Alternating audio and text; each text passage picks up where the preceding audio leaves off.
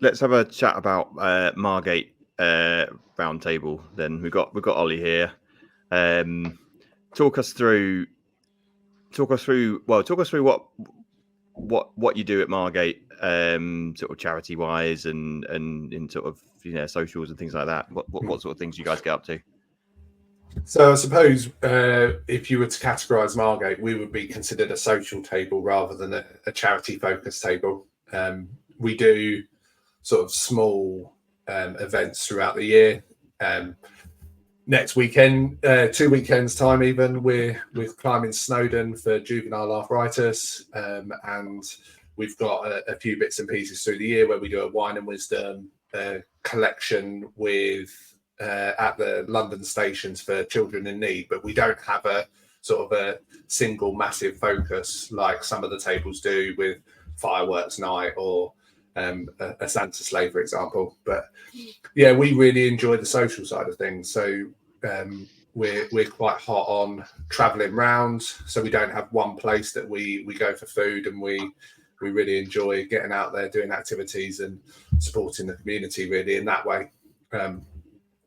It's changed a lot since I joined. It has got a lot more social as a table, and it's grown a bit, which is quite nice in Round Table, because it's sometimes referred to as a dying organisation in the past, and we've managed to get ourselves back up to sort of 15 members recently, which has been nice.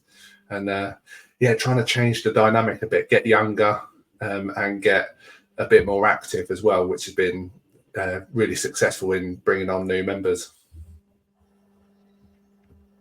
Yeah, it's good. Sometimes it's just like it's doing some of the simple things, isn't it? Just to I know I've had conversations with people that some tables have lost a lot of members because they stopped doing socials. And so I feel like you kind of have to do the social. Like the socials are the things that bed you in, that make you want to actually stand in a wet field on bonfire night next to a load of guys who are also arranging them. You need that, otherwise you just won't turn up. It's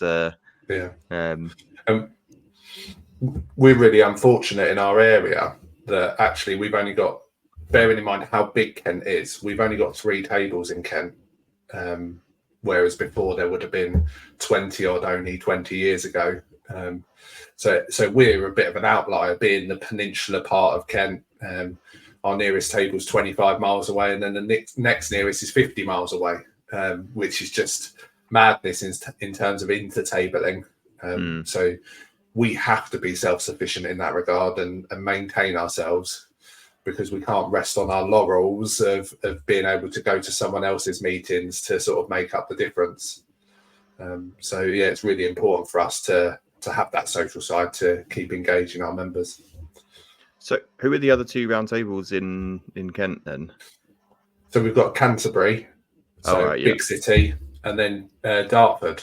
So that's practically London, which is a long way from us. And then Area 55 is next to us, which is the Weald of Kent, but that's Tunbridge Sittingbourne and Tunbridge Wells, which is an hour and a half in a car for us. So that's why they carved themselves off originally, because they are sort of an outlier for the rest of Kent. But we've lost Bearstead, all the Medway towns have dropped off in the last couple of years, previously there was just in the vicinity of Margate, there used to be 4 tables within 6 miles of us, but now we're out here on our own.